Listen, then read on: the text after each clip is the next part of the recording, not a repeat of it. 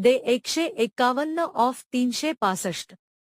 31 मे 1931 रोजी डॉक्टर बाबासाहेब आंबेडकर यांनी नाशिक जिल्ह्याच्या तरुणांना वडनर येथे संबोधित करताना त्यांच्या शारीरिक प्रशिक्षण आणि जागृतीबद्दलच्या समर्पणाचा गौरव केला.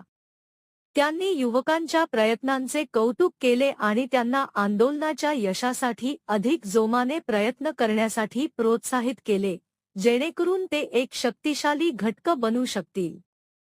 डॉक्टर आंबेडकर यांचे हे शब्द आपल्याला प्रगती आणि सक्षमीकरणाच्या दिशेने निरंतर प्रयत्न करण्यासाठी प्रेरणा देतात, तसेच त्यांनी पुरस्कारलेल्या मूल्यांना जपण्यासाठी प्रोत्साहन देतात.